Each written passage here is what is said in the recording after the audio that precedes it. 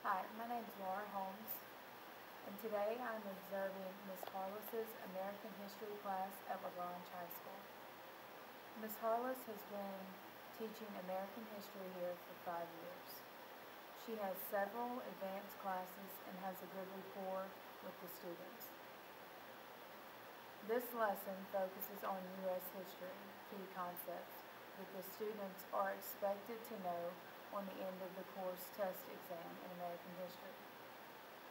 Today's objectives are comparing and contrasting historical periods in terms of differing political, social, religious, economic contexts, as well as similar issues,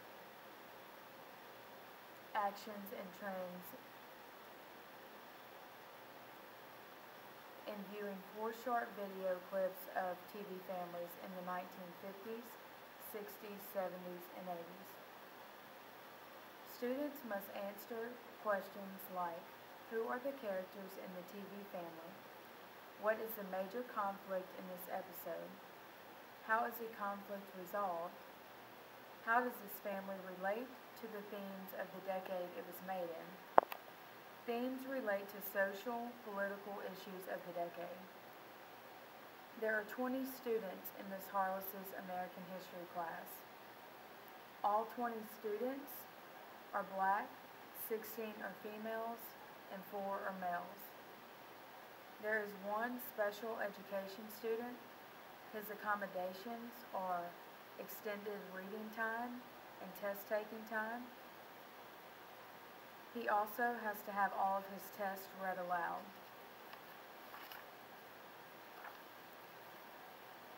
To accommodate this student, Ms. Harless will read the questions from the worksheet out loud after each video segment plays. The students were seated in groups of 4, with the desks facing each other. Her instructional strategy is a cooperative learning style of grouping where each member of the group has a specific role in which procedures are to be carried out during the activity. The teacher indicated to me beforehand that the students were placed in groups according to their academic achievement levels. For example, each group will have an even mix of high, middle, and lower performing students, so that each group pairing will be similar. Ms. Harless will be using her Promethean board to show the videos. She will also be using the projector. During this lesson, Ms. Harless thinks the children may have trouble understanding how to make connections to their own personal family dynamic in relation to the family dynamic of the families in the different decades. She believes that they see the differences, but the students have a hard time articulating how to express them in terms of comparison and contrast with their own lives. Ms. Harless plans to assess the students' achievement of the goals and objectives of the day by the students filling in their charts with the answers to the questions I previously discussed. She will read the questions and allow the students to discuss as a class, and then answer the worksheet together as a class. By a group discussion, Ms. Harless will be able to determine how well the students are grasping the concept. If she needs to further explain to help the students understand better, she will do so. She will deepen the discussion by asking higher order level thinking questions. This will help the students engage in critical thinking skills on the topic.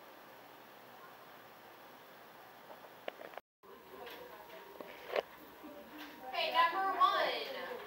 What was the main goals of the Populist Party in the late 19th century? Good. C. To increase the money supply by coining silver. Remember, farmers want more money, so that way it'll bring the prices of their crops up. That's what their goal is. Number 2, why did large numbers of Chinese immigrants come to the American West Coast beginning in the mid-19th century? D, to find employment. Where are they going to find employment? Railroad. On the railroads. Number 3, how did Upton Sinclair's novel The Jungle aid the progressive cause? A, it led to the Meat Inspection Act. Okay, remember the jungle is specifically about meat packing plants. Number 4, how did the Roosevelt Corollary modify the U.S. approach to imperialism? Okay, although yes, we did build the Panama Canal, that's not really what the Roosevelt Corollary does, but you're in the right region of the world, so it's going to be D, dictating that Americans should civilize Latin American neighbors. Number 5, what was the primary reason speakeasies thrived during the 1920s and 30s? What was a speakeasy?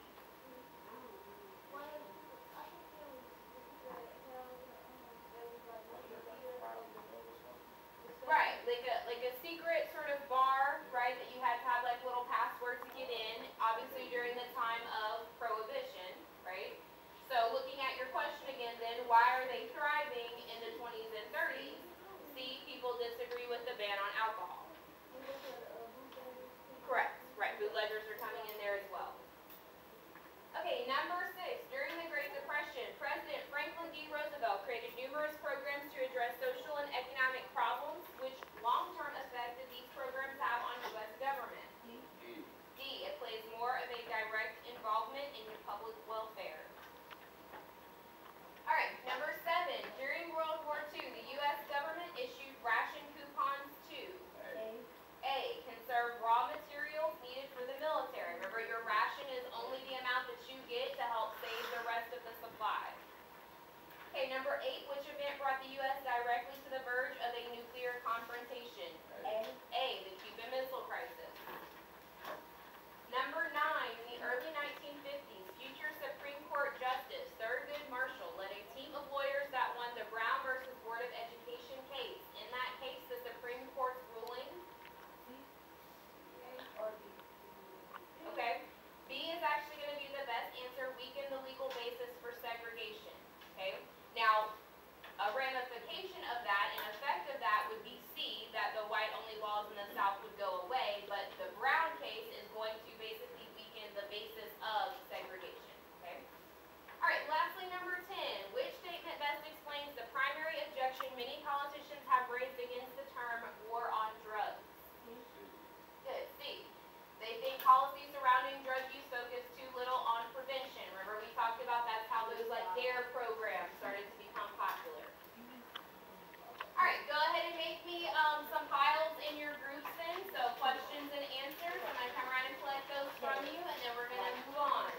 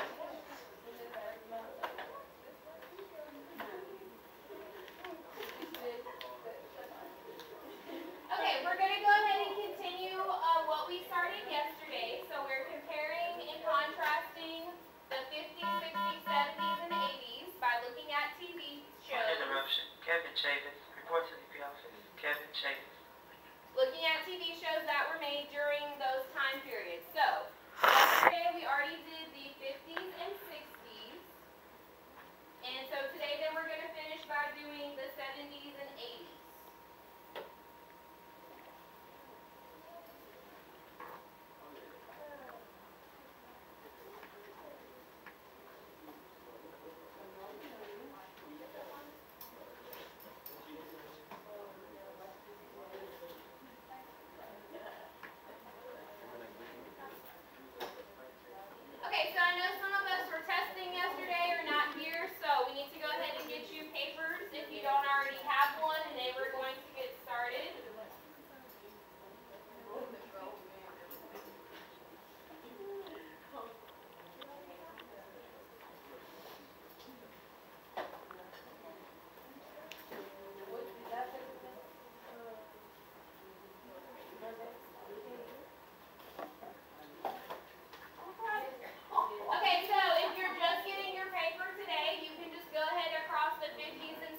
write me a little note that says you were testing or absent, so that way I know that's why you don't have those two columns filled in.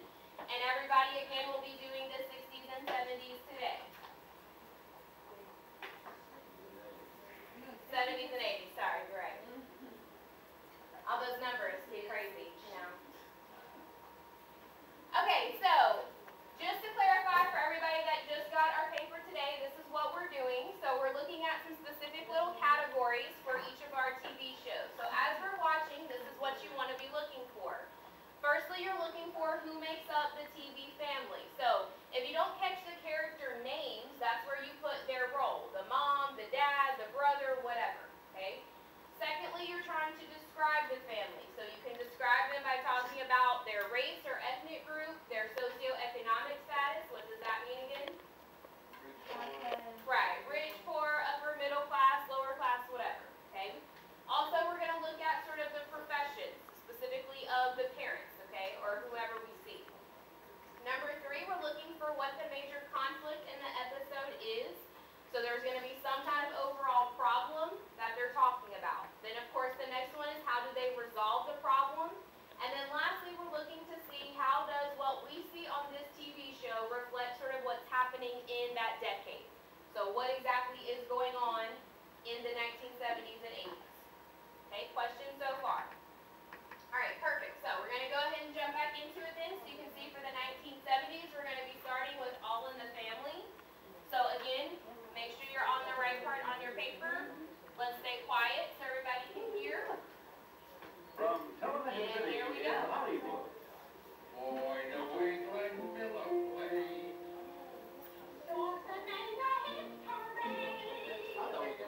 Just like a sweet diamond play. See each other. Walk like a days. And you know when you want it. That's what there's a man woman. Mr. We could use a man like that to move around. There's no welfare state. Everybody walking plain. Gee, I know the sound and rain. Knows what I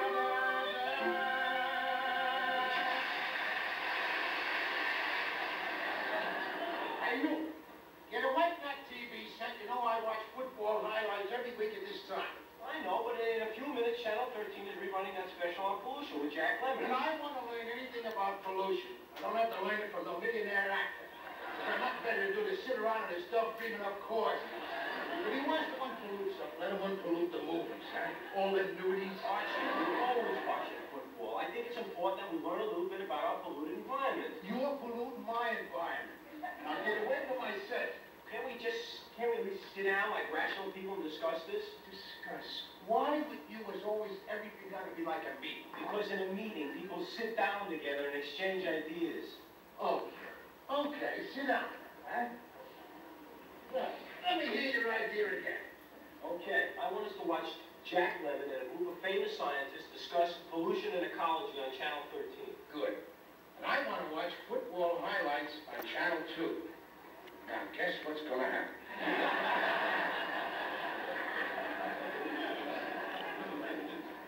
You're going to watch football highlights on Channel 2. Meeting adjourned. Hey, Jesus, let me have some beer in here, huh? What do you want? Bottle or can? We never buy bottles. I'll bring you a can. No, let me do that. About time. Okay. Wait till you see what I got here. That rash you got from the dye Michael will exercise me. From now on, I want to know what's in everything I buy. So I stopped off at the health food store and got some natural foods. You can get anything for sandwiches. You can't get anything more natural than bologna. Organic. Eggs. Tiger's milk. What's that? Wheat germ ale. Decimated liver. What is all this garbage? Where's my crunchy cereal with the animal cutouts on the bottom? Say there's no nutritional value in that cereal, Why? Dad. That's right. They just did a study. Nutritionally, that cereal's zilch. Zilch, huh? Have you any idea the famous athletes and coaches that were brought up on that? And I mean the all-timers. Myself, 40 years I've been eating. I'm as good shape today as the day I was born. My bowels are ready.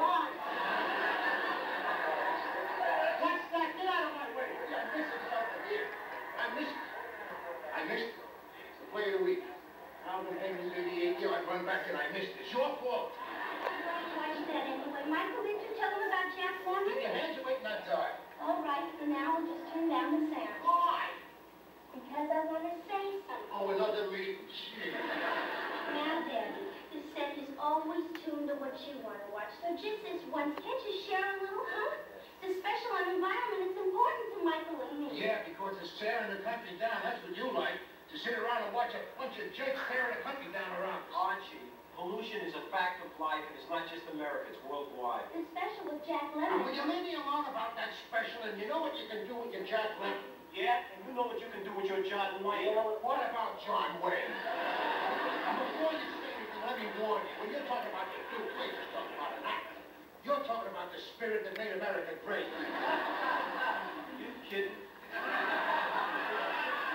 Mom, is he kidding? He'd lay down his life for the Duke. For me, no. The Duke, yeah. Anyway, Dad, why can't you watch Jack Lemmon with us? Because we watched John Wayne's TV special with you a few weeks ago. That was different. The Duke special was all about America, and I mean the real America. Well then it must have been all about our racial problems, huh? Sing Out Sweet Land, it was called, and it was beautiful. And a crisis in the city. But they had 100 stars. The war in Vietnam. Sing Out Sweet Land. It was all about what's good with America. It's all about John Wayne. Well, John Wayne is what's good with America. Come on. Well, there's something else, wise guy. You can take your Jack Lemmons, your Paul Newmans, and your Marlo Brandons. You put them all together, they ain't fit to hold a Duke's coat. Archie, any one of those guys got more brains in his little finger than John Wayne's got in his whole body. Nuts to you. I found an old box of crunchies. Well, have some. Show the kids how it pulls you out of a slump. Gloria, I found these with the groceries. Oh, the airmail stamps are from Michael. Oh, good. I can mail my letter today and I'll get to Washington by Monday. Washington. Are you writing to Washington? That's right, Michael wrote the president. Right to the president about what? All the things we've been talking about, the pollution of our air, the pollution of our water, the way us housewives have no protection from food without nutrition, how they make products with harmful things in them. Like you saw what happened to Michael from that shirt. They got a rash. Wait. You're right to the president about that. You, Michael Skinny, mean that you have the nerve to write to the president of the United States about your rash? Maybe he knows a good skin man. Archie, I didn't write about a rash. It's like Gloria said, I wrote about a lot of things. Pollution, race relations, the war in Vietnam. War in Vietnam? You better let me see that letter. No. This is sealed, it's private, it's personal between the president and me. I demand to know the contents of that letter. And I say it's between Nixon and me. President Nixon. What's wrong with plain Nixon? Look in the paper, they do it all the time. Nixon this, Nixon that. That's their business, but in this house we show the proper respect. You don't like President Nixon, you call him Mr. Nixon. Or Tricky Dicky.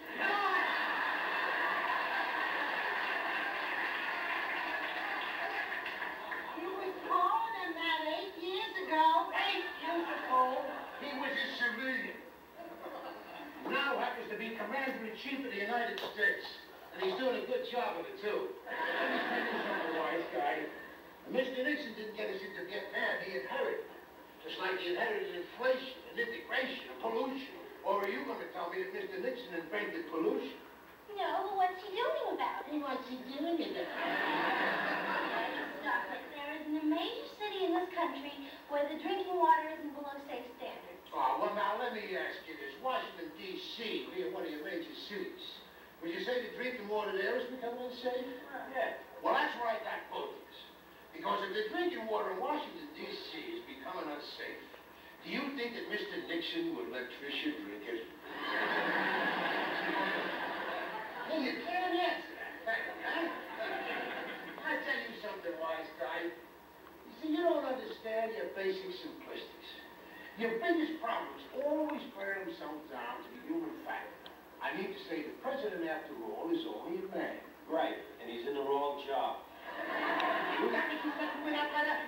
Give me that. Colonel, big straight like you. You have the nerve to insult the commander-in-chief. That's my return address on there. If you're insulting President Nixon for my return address, you must have a screw loose. You left-wing, radical, liberal, way back as cat.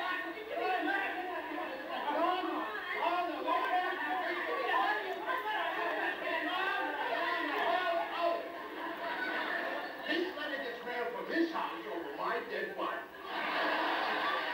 That's enough. Would you just give me the letter, huh? Tampering with the United States mail, Daddy, that's a federal offense. So is excitement to riot.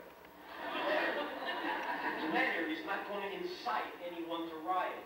The letter is between a citizen and his government. And I've heard you say it 100 times, Archie, the government works for me. That's right. I said the government works for me, not you. The government works for taxpayers and breadwinners and people who contribute to society. All right, you're such a big contributor. Why don't you write a letter to the president? Because I got nothing to beat. Well, I knew you'd cop out, Daddy. See, that's it. You just talk a big game, that's all. Well, I'll tell you what I'll do then. Last time he wrote a letter was to the phone company. Edith, The language he used. Edith, I said stifle yourself. Then he wouldn't sign the letter. Well, I wouldn't have signed that letter neither. Edith, I told you to stifle yourself. You're gonna write it, president? Yes, I am. Good. And you can mail your letter and let me mail mine. No. No, you don't get this letter to mail till I'm ready to mail mine. Mail them together. No. Mine has to go into the mailbox before yours. That way the president reads mine first to be able to sign.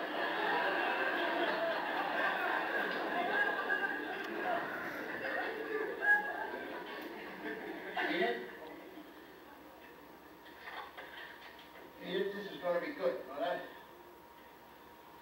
Yeah? I think Mr. Nixon is going to love this.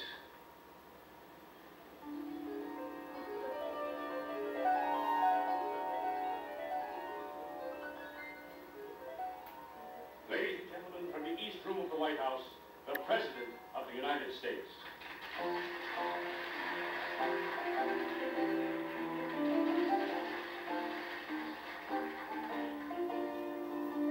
My fellow Americans, tonight I want to read you a letter I just received from a private citizen.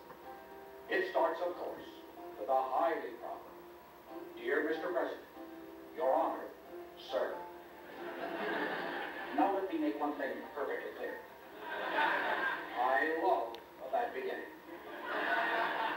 This citizen writes, and I quote, "I personally don't agree with all the confrontation on the college campuses. Are there ecology nuts who only see disaster in this great country of ours? But like Duke Wayne would say, we came up off the mat before when the going was tough. And I know so long as we all work together, this nation under God shall not diminish from the earth." Anyway, my regards to your vice, Mr. Agnew.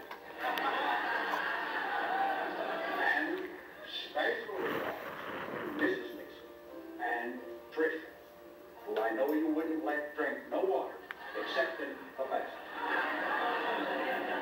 This terrific letter was written by Mr. Archie Bunker. And in your president's opinion, Archie Bunker is one great American. Okay, so let's go ahead and look at the paper. So who is actually in this family? Okay, Archie is the dad, so if you put Archie or dad, whichever. Okay, who else? Edith, which is the wife, or mom, whatever you put, okay? Who else? They have the daughter, and actually that's her husband, so it's a daughter and a son-in-law, right? Daughter and a son-in-law, okay? First, it was hard to realize what he was because I don't know. She said like the kids like baby kids. Right. He was like mom. I'm like, how old is this guy? Right. But clearly they all live together, right? So that's something that we'll talk about in a second. Okay, let's go ahead and describe the family. So, what is the race of the family? White, okay? What do we think about their economic status? What class are they in? Middle class, okay? How did you know that? Right, they have a house, obviously they, affording food and groceries and all that, but it's not, the best, fanciest stuff. And even in that little kind of opening when they were doing like the little theme song, they were kind of showing you clips of, it's obviously in like a big city, but again, it's not a huge house, right? Just kind of a little row house that they're living in, okay? All right, what about profession? What does Edith do? She's still a housewife, and actually the daughter is also a housewife, okay? So what kind of job do we think Archie has? It didn't really say, but what can we infer maybe he does? I think he's a factory worker. Okay, some type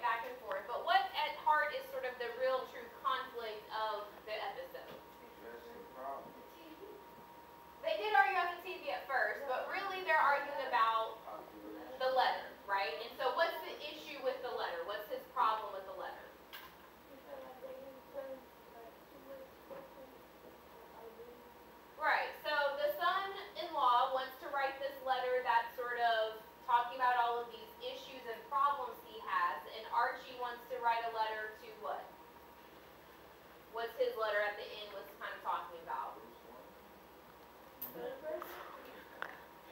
John Wayne. The Duke is John Wayne. He's an old-timey cowboy actor. Okay, Archie's letter was it like positive or negative towards the president? Very positive, whereas the son-in-law wants to write a what letter? A more negative letter, right? So Archie obviously is the conflict is this letter. He wants to write his own version, and he wanted to. Well, what's the resolution then? What did they decide? They're going to send both, but what did Archie want to do? Wanted to send his first, so the president knew that he feels that way before, he reads the son-in-law's letter, okay? All right, so kind of moving then to how this is reflective of the decade. If you think about some of the topics that both of them brought up, right, what were some of the issues the son was wanting to write in his letter about? Vietnam. He mentioned the Vietnam War. They mentioned pollution. They mentioned civil rights. He talked about integration. Water pollution again, things like that, okay? And so basically all of those problems, right, would be things that are happening in the 1970s. Did we still have the Vietnam War in the 1970s? Yes. Are we still having issues with integration in the 70s? Yes, trying to figure that out, okay? Obviously environmental issues like pollution has become a more larger topic, okay? So that's essentially kind of what we're discussing there. Okay, also we talked about in the 1970s the economy. So how's the economy in that decade? Good, bad? It was bad. We had a lot of inflation. So, for example, did you think it was kind of weird that they're married but they live with their mom and dad? Is that weird a little bit? Is that normal to us today? No.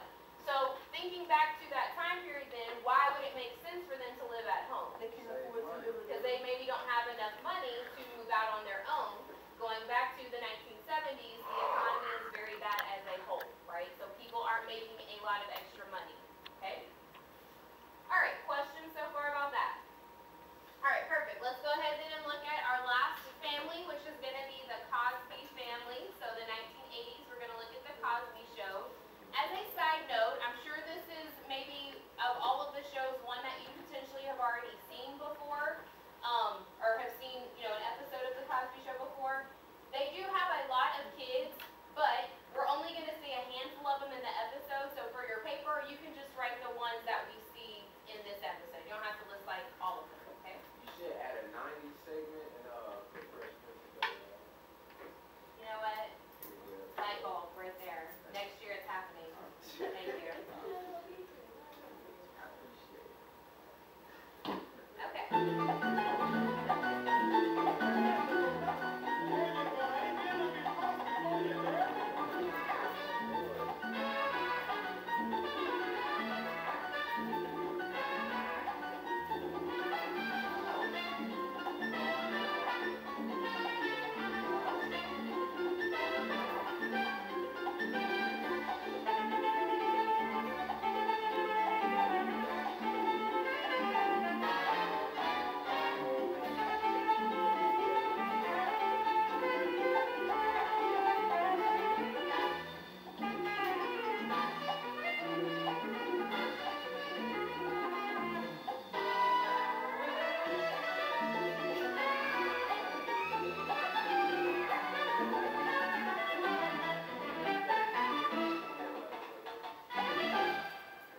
Are you guys almost finished? Almost. Could you sort of hurry up? We've got 2 people coming over. Believe me, this won't take long. Get moving, Rudy. Wait, Rudy. Rudy, no, let me tell you something. You're not playing by me. Let me tell you how. Hey! What is the trouble? Yeah, I need you to go. No. One at a time now. Yes, I need to use the living room. 2 girls from the pep squad are coming over, and they want me to help them write new cheers. Well, why don't you take them up to your room? Because it's not big enough. We need a lot of room to practice. Dad, these are the 2 most popular girls in the 8th grade. If I get on the pep squad, it could change my life.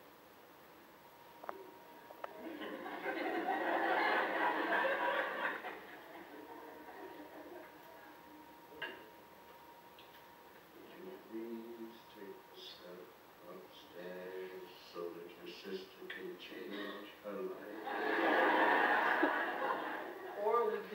play it off. Yo, you promised to teach me. Come on, Dad. You must have something for me to do. Afraid not, old boy. Wait, Rudy, I was waiting. Now we have to start all over again. I guess that's right. Upstairs.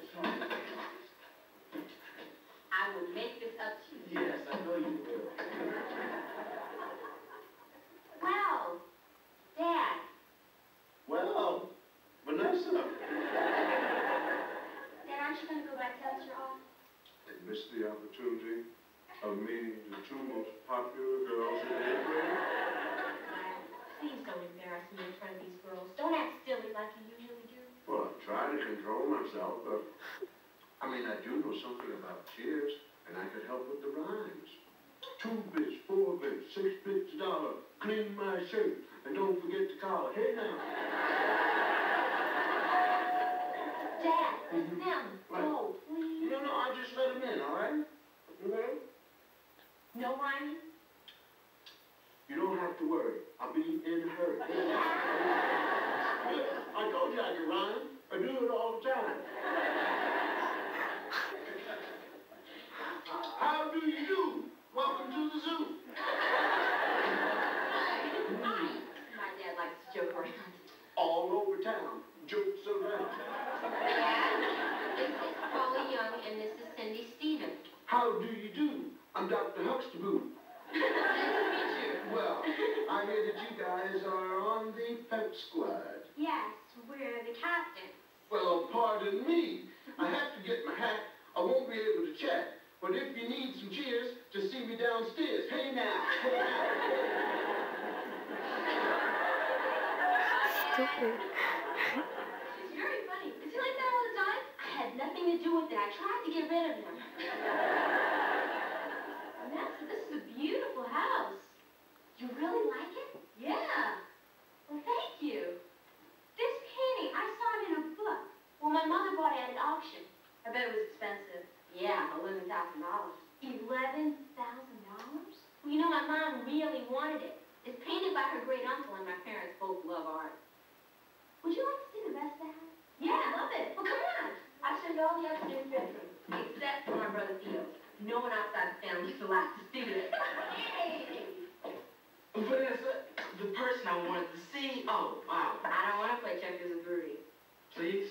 I can't. Have to write some cheers tonight. Paula and Cindy put me on the pep squad. I'll write you cheers if you play checkers with Ruby. No, Theo, I want to play with you, because you're more fun to me. Bye. Have fun. Who's moving? Hey, Vanessa. Hi. How was school? Not good. What happened to you? Nothing. Where is Mom and Dad? They went to the grocery store with Rudy. They got back. Were you playing football? No, I was in a class. What? Where? At school. Wait, Vanessa, come on, like, tell me about this. I want to hear this. Vanessa, come on, you have to tell me about this. You actually got into a fight? Yes. With who? Two girls. Two? Whoa. Girls in the pep. In reflection, Ms. Hollis's classroom management consists established procedures and practice that all students were well versed in. The students carried out class procedures efficiently and effectively. They created an organized, safe learning environment conducive for all students to share their ideas and thoughts pertaining to the class content objectives. Ms. Harless demonstrated a depth of content knowledge in a whole group and a small group discussions, as well as providing timely, specific, and content feedback to all students as needed throughout the entire lesson. The technology utilized during the lesson was a Promethean board with an in-focus projector. The Promethean board is very user-friendly and tailor-made for school classrooms.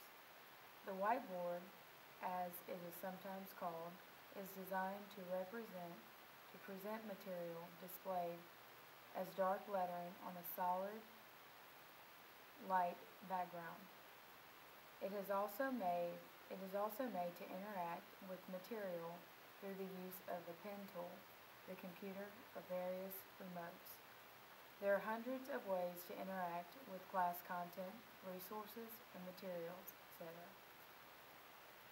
Teacher-created and student-created flip charts, active votes, student-created graphs, and timelines. In general, the overall lesson consisted of 4 short video segments, approximately 10 minutes in length. However, this was a 2-day activity noted in Ms. Harless's lesson plan. So in today's lesson, the students watched a segment from All in the Family from the 1970s and The Cosby Show from the 1980s. The students were very familiar with The Cosby Show. However, the students were not familiar with the sitcom All in the Family. After each video clip, the teacher asked the students as a whole questions like, what characters were in the video clip? Explain the family dynamics, the role of the mother, the role of the father, the role of the siblings, and also explained any political issues discussed.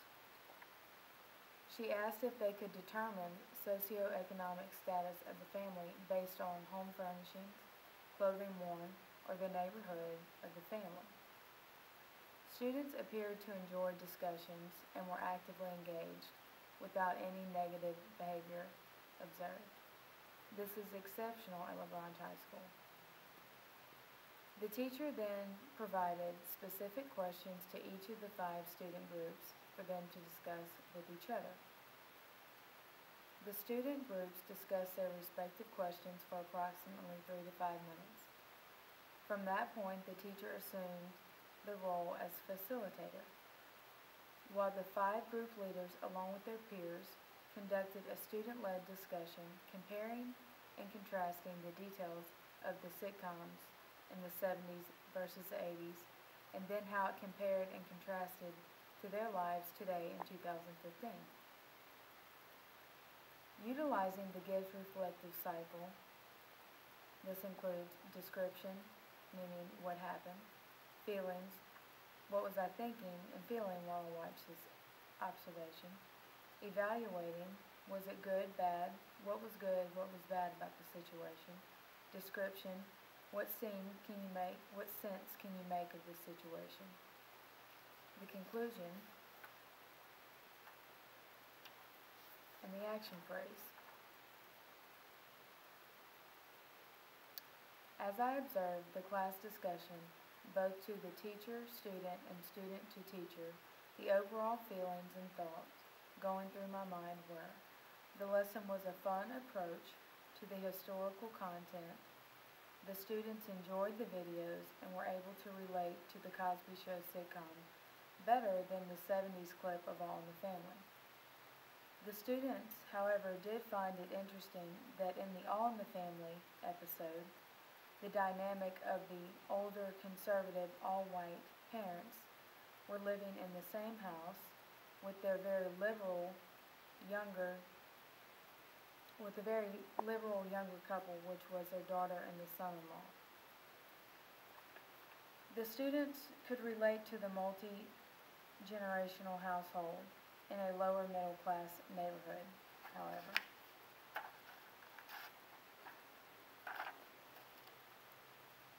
In the Cosby Show sitcom, the students related quickly to the video clips because they had seen many reruns and they watched them growing up. They said it was the dream black family scenario, an upper middle class working family where the mom and the dad were both working professionals, with one with a medical degree and one with a law degree. All of these similarities and differences featured rich content discussion.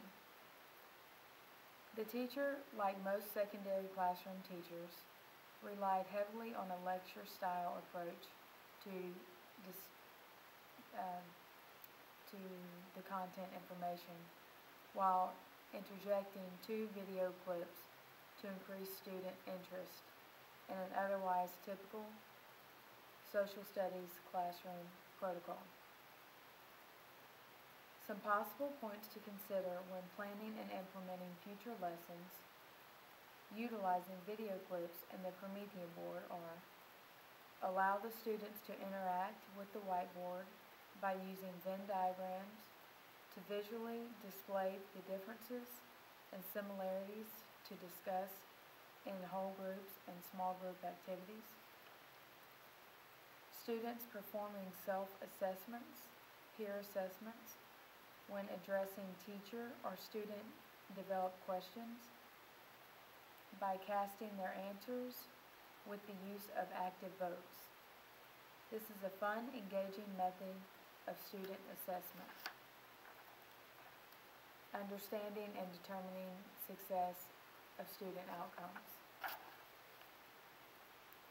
Another good teaching practice is to include a lesson closure at the end of the class period to recap the major points, remembering from the day's lesson. The lesson closure could have been a summary of the content discussions in a bullet style developed by the teacher along with student participation. Utilizing the pen tool, students can write on the whiteboard their thoughts and ideas, color code similarities, differences, develop a timeline of social issues, family dynamic, political issues based on or relative to the decades, beginning in the 1950s and going through the 1980s. Also, to assist in future planning of the lesson and content activities to be implemented in the classroom, the teacher should consider obtaining students' input on how the materials, resources, activities, and student groups could be improved, altered, or changed to better fit their learning styles and instructional needs. Therefore, improving their success on assessment in the classroom and standardized state assessment. Overall, I feel the lesson was successful. However, I believe that the technology was not utilized to its full potential, but the inclusion of the Promethean board with the video clips was very successful in increasing student engagement and enjoyment of the American history content by the use of technology. I believe as students respond positively to the use of technology in the classroom, fostering a more interactive student environment, teachers, even non-techie ones, will see technology as their friend and not an immediate foe.